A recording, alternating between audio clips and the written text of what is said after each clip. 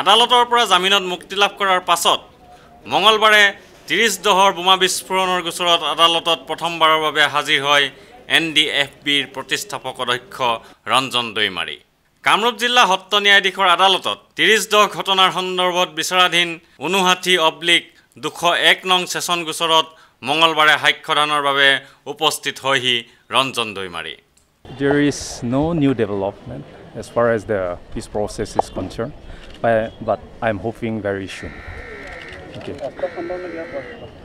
No, it is after formalities. Everything will be decided.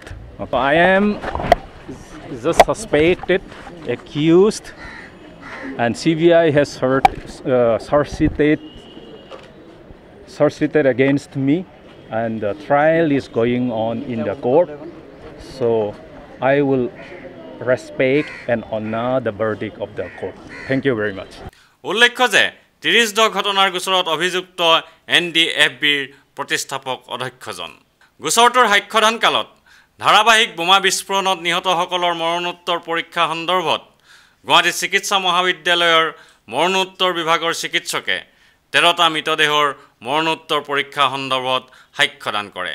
এই গোচৰটোৰ সন্দৰ্ভত ৰঞ্জন দৈমাৰীৰ অধিবক্তাজনে কয়, ৰঞ্জন দৈমাৰী জেলৰ পৰা মুকলি হোৱাৰ পিছত আজি প্ৰথমবাৰৰ বাবে তেওঁ মুক্ত আকাশৰ পৰা আহি পেলাই কোৰ্টত আজি তেওঁ এজন আসামী হিচাপে কোৰ্টত হাজিৰ হৈছে। আজি 30 দহৰ গোচৰটোৰ সাক্ষীৰ বাবে আছিলে। ডক্টৰে ইতিমধ্যে সাক্ষী প্ৰদান কৰি আছে। আজি কেইবাদিন ধৰি সাক্ষী দি আছে। আজিও আকৌ কেইবাটাও সাক্ষী দিছে পষ্টমৰ্টেম ৰিপৰ্টৰ ওপৰত, আৰু সাক্ষী কমপ্লিট হোৱাৰ কাৰণে ৰঞ্জন দৈমাৰীক আজি কোৰ্টত প্ৰডিউচ নহয়, তেওঁ কোৰ্টত হাজিৰ হোৱাৰ পিছত তেওঁক আজি যাবলৈ দিয়া হৈছে।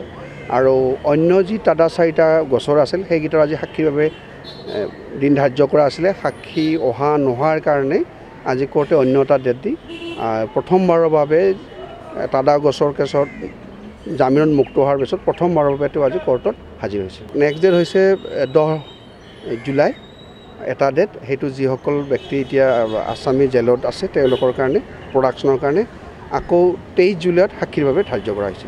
উল্লেখ্য যে ৰঞ্জন দৈমাৰীয়ে মঙলবাৰে তাদা আদালতত বিচাৰাধীন 4টাকৈ তাদা গোচৰৰ সংক্ৰান্তত তাদা আদালততো হাজিৰা দিয়ে। ভিডিঅ' জাৰ্নেলিষ্ট সুশান্ত দাসৰ সৈতে অমৰদীপ গগৈ, চেণ্টিনেল নিউজ, গুৱাহাটী।